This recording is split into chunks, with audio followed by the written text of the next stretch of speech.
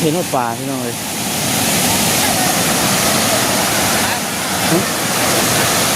ฮะ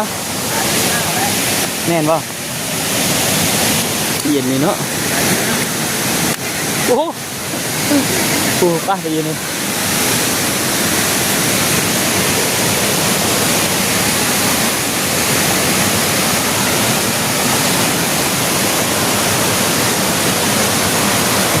เย็น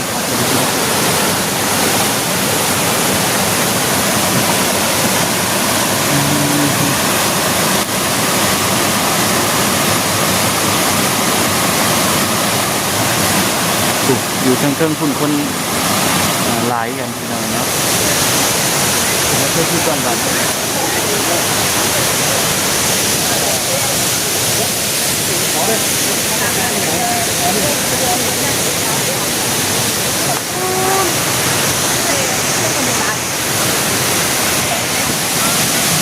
วิวงามค่ะจะดีพี่น้องจะมาเที่ยวที่ก่อน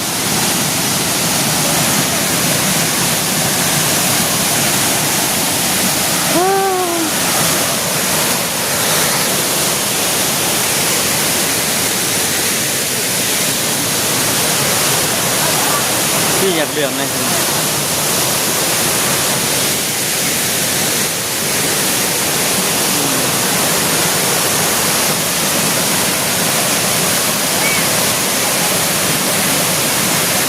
อากาศเย็นเย็นเย็น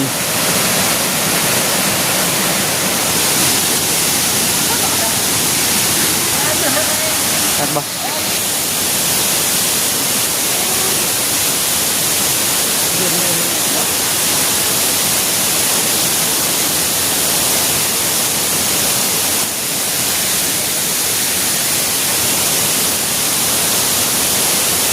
ขาเห็นจังหวัดทักยัง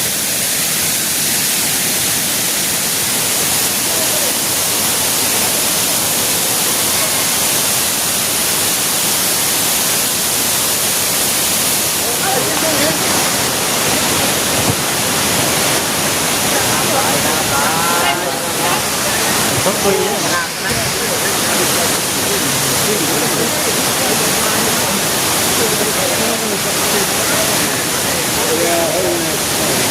เลือกเนาะ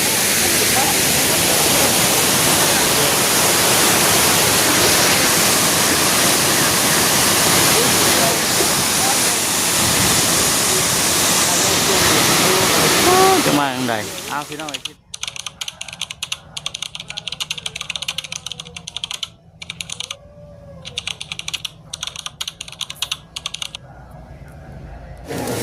ไปพี่น้องเลยทักทายสบายดีพี่น้องเลย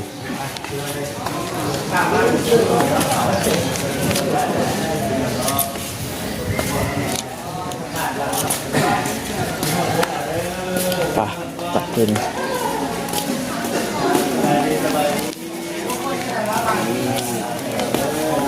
ทักทายสบายดีด้วยพี่น้องเด้อเนาะฮะขึ้นรถแล้วป่ะเนี่ยบ่ใช่มา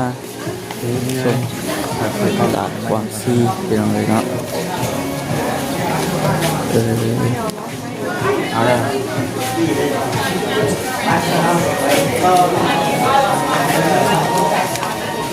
ไอ้บ่ใช่แล้วเป็นซูเปอร์บ่ใช่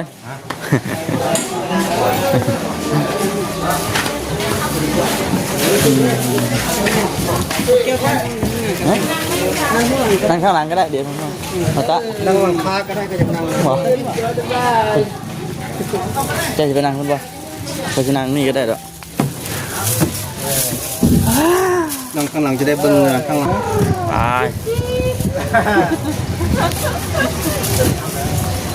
ไปจะทักทายมาแจ๊เอาบนน้ำมันแล้วบนน้ำมันแล้วบนน้ำมันทำกันเองทำกันเองได้วันนี้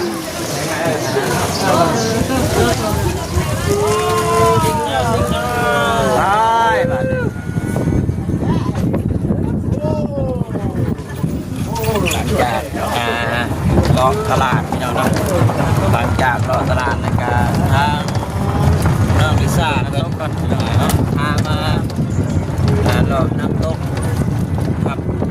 โมเมนต์ทับเนาะน้ำตกตาดกวางซีตาดกวาง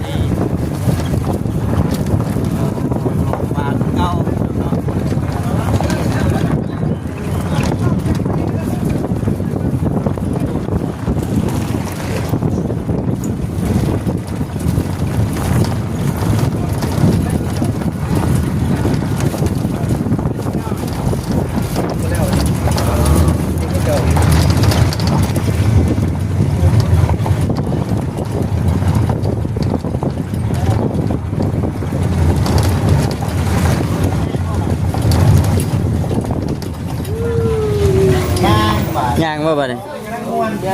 ย่างบ่เนี่ยกำลังสิมวน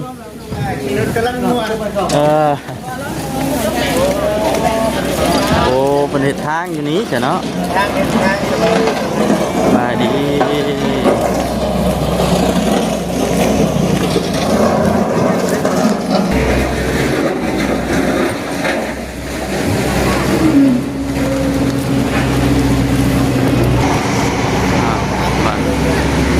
มาฮอดแล้วไปตรงไหนเนาะทางเข้า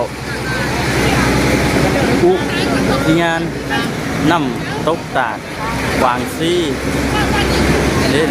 อุทยานปะ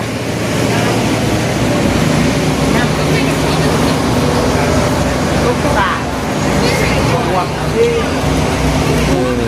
น้ำตกตาดกวางซีไปมีหันหมีเนาะแบบมีชีวิตที่ดีกว่าสำหรับหมีหายดีหายคนนี้มุ้ยแล้วหายคนนี้มุ้ยอีกแล้วหายดีคนนี้มุ้ยเลยล่ะ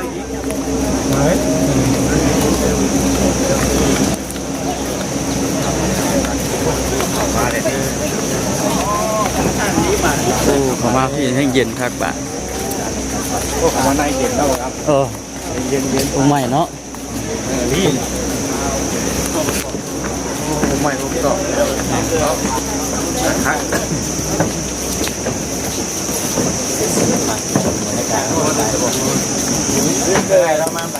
ฮะ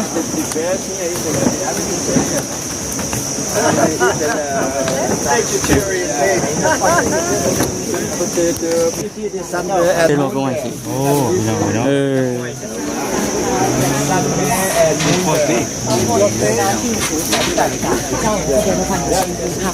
就是那中国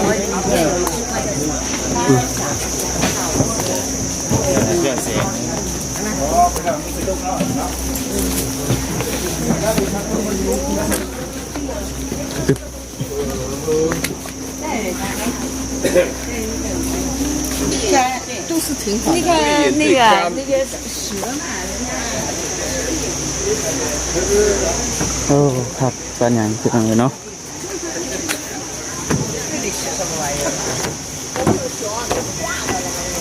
โอ้มันนอนนะนี่เนาะนอนพักผ่อนนอนพักผ่อนก็เป็นอีกไงกำลังการที่จะก่อสร้างฮะคนที่กำลังการที่จะก่อสร้างโอ้เดี๋ยว1 2 3ตัว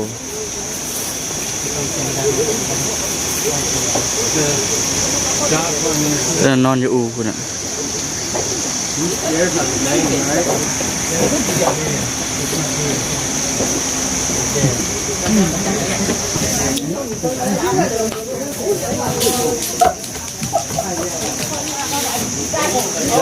มีอูลูกอย่างได้ป่ะครับอย่างได้ตัวนี้เขาก็ได้แฮน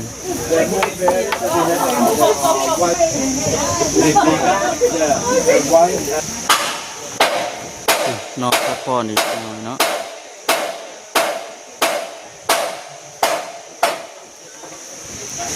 เป็นแหล่งท่องเที่ยวสวยปล่อยมี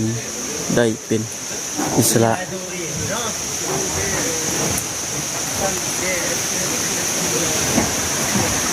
ท่านนี้จะไปได้ปะได้ดิทำห้องต่างๆครับเห็นว่าเจ้าเห็นนอนอยู่อู่ข้างบนไหนวันนั้นตกนี่มาที่จังเลยลายดีเนาะมีน้ำตาลมีหลายเนาะ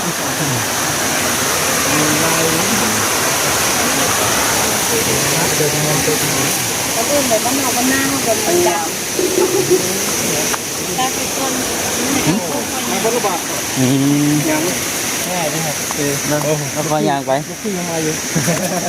แล้วพอยางไปป่ะพอยางตลอดกันแล้วยังไงเนาะคุณย่างตลอดเลยเนาะคุณเป็นวัดแถวถนนของทางคุณเกี่ยงเนาะคุณย่างเลยนะมนุษย์ต่างดาวก็ตื่นคุณย่าง ฝุ่นก็มีบอลอยู่อีกเป็น บนธรรมชาตินะว่าได้ก็ได้เนาะบนธรรมชาตินะ โอ้ยง่ายก็ดึง มันมีมากอ่ะมันก็โอเคอยู่เพราะมันเป็นธรรมชาติใช่ป่ะ ดึงดูดจนคนมาเบิ่งเนาะดึงดูดนักท่องเที่ยวมาเบิ่ง โอ้เพราะฉะนั้นนี่ของแท้นี่ ไม่ยัง คุณ ไผ คุณ อันนี้ตัวหน้านี่ เออ พูดตัวเทิงหัวไฟสิมาพี่เด้อ เอาเป็นโมเลี้ยงเราใส่ตัวนี้นะ ไปเด้อ อ๋อนั่งหินดินก็มาเถอะคุณนะครับมึงแน่ถูกเอาหนังมาถึงนี่เนาะ พี่น้อยเนาะหอดน้ำตกแล้วบ้านข้านี่แนวยึด โอ้ เก็บผักเลย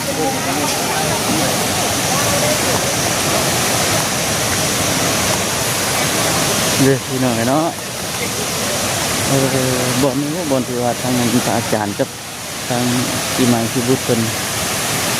มาถ่ายรูปกันนะสีน้ำเพิ่นก็คัก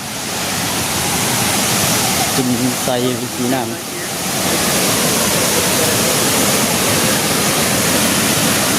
โอ้เห็นว่าป่าพี่น้องเลย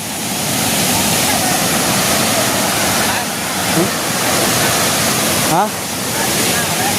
แม่นป่ะเย็นนี่เนาะโอ้โหโอ้ป้าไปยืนเลย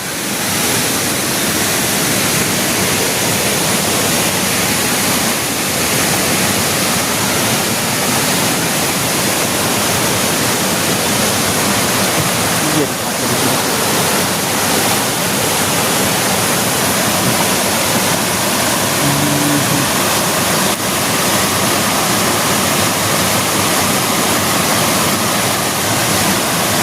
อยู่ทั้งเครื่องคุณคน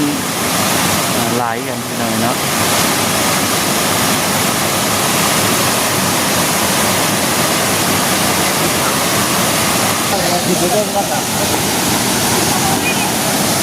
ใส่แห้งอยู่พี่น้อย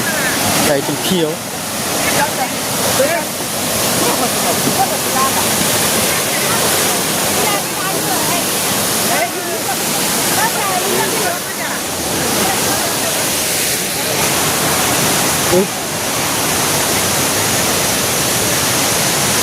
เพื่อที่ก่อนวัน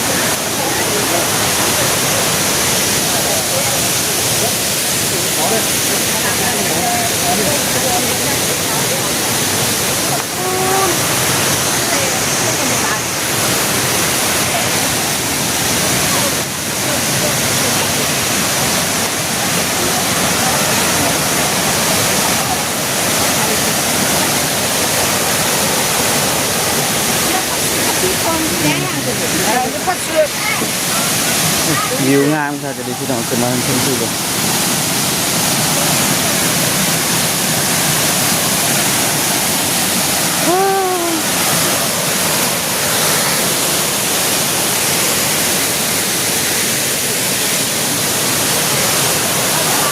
พี่อยากเลื่อมเลย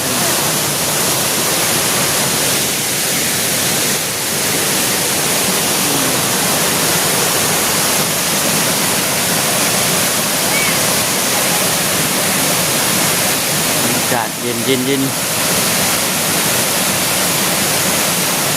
น้ำคือซีเมนต์ไหลมันจะเทิงพูดอะไรเบิ่ง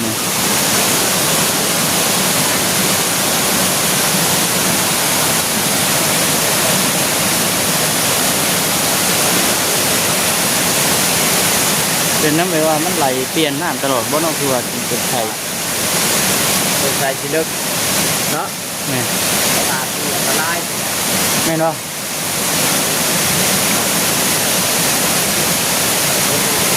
งามเดือนน้ำที่เขียวก็เท่ แล้วเป็นไงเข่าเลยนะแปลว่าหน้าขาดเองนี่บกเพิ่นบ่ให้คนยกหา หน่อยคนโตเนาะ งาน ให้ชมมันอยู่นะให้เบิ่ง ครับที่ให้คนลงหาโอ้เห็นแล้วแล้ว แม่ แย่มันเป็นแบบ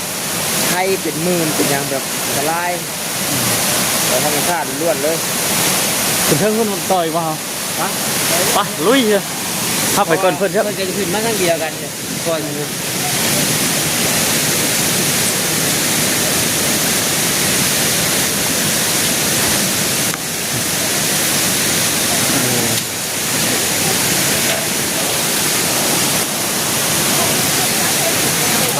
ริเวณที่นี่น้ำต้องเข้าไปเลย ลาย มันบ่ให้เขาด้วยเนาะสุดยางโค้งพุทธ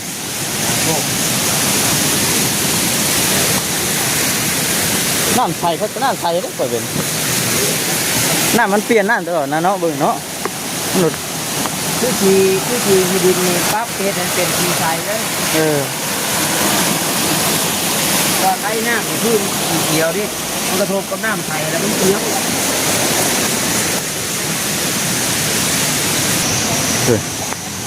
คนหลังเหนื่อยขึ้นไป น้ำไหลมาจะทำไปแล้วนะ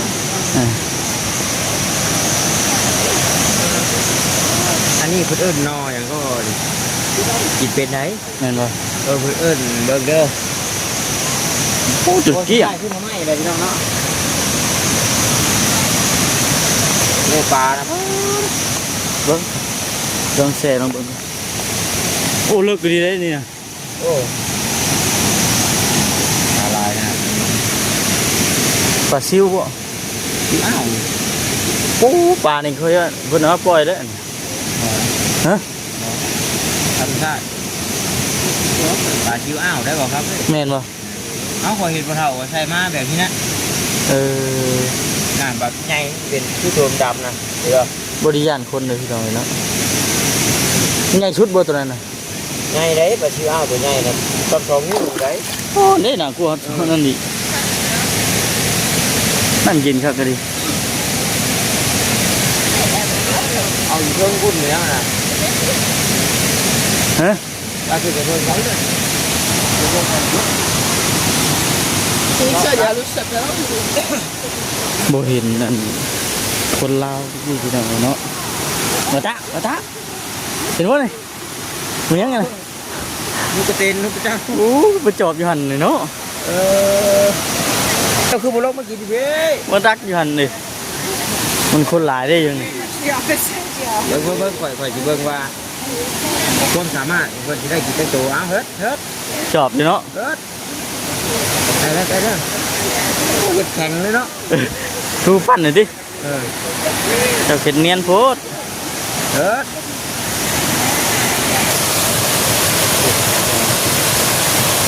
ขึ้นมาก่อนทั้งมันไอ้ก็เวลาเลยแบบทำเป็นงานขึ้นไปถ่ายรูป มันจะเต้นเนาะจอบเอานี่เนาะ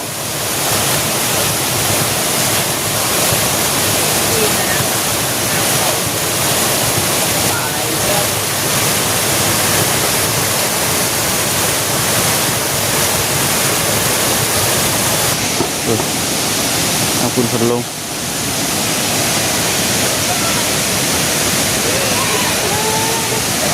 ฮะเป็นแผ่นเลยเนาะ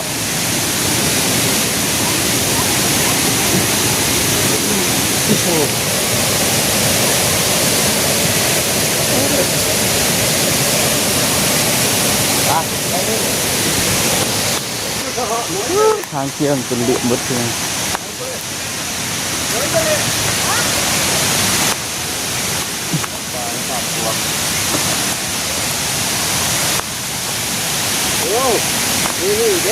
สัตว์ป่าชนิดอื่นเนื่องจากของซี มีตัวนี้งูป้องลิงลมแมวป่า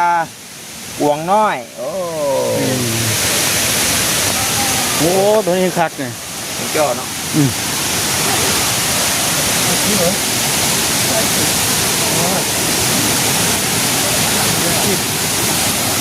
เราทำยังไง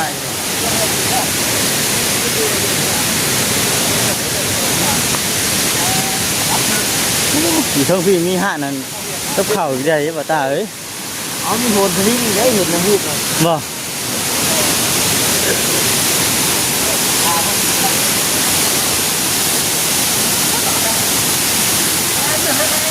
คักบ่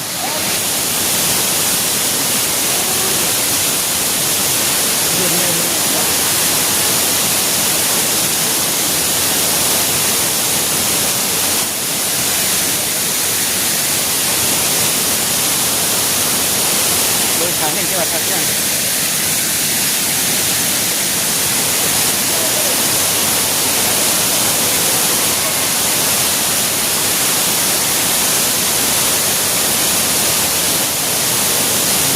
ย็นคักเลยน้ำตกตาดแบบธรรมชาติเลยพี่น้องเนาะ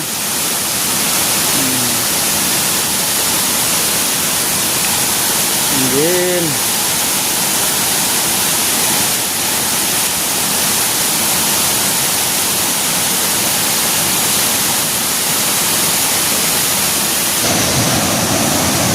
ถูกอันนี้แห้งอันนี้ก็มี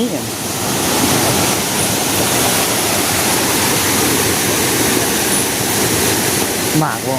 ทานปะ สาวปลา ฮะ สาวคือชื่ออันเด็กนี่เลย อันนี้นะ เดี๋ยวมันยาวเลย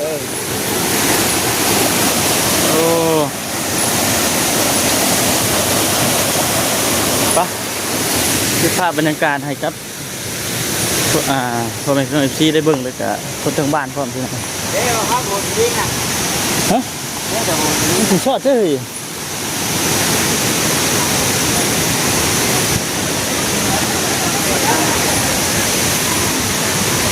อยู่ทางพี่แห้งสูงครับปอดทุก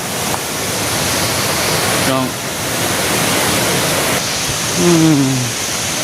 เจ้าช่างเสีย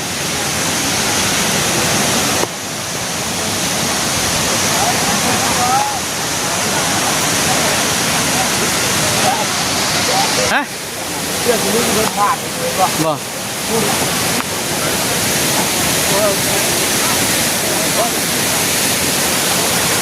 เราไม่รู้ใจหรอกครับไม่เลยไม่ถูกเลย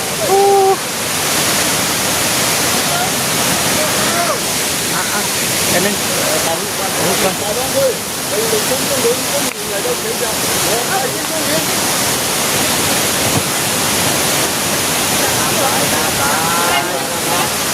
ต้องคุย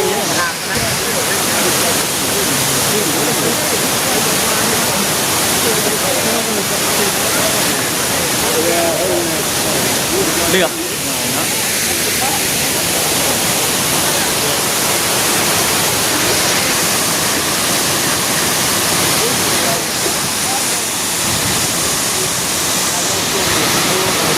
จะมาอย่างไรพี่น้องไอ้คลิปนี้กับคลิปที่จบก่อนบอกคำกันนะนี่จะสุดท้ายคลิปเก็บภาพไว้มาเป็นไงเนาะขอบคุณหลายๆเด้อทางเดือจะไม่ขอดีๆมีแห้ง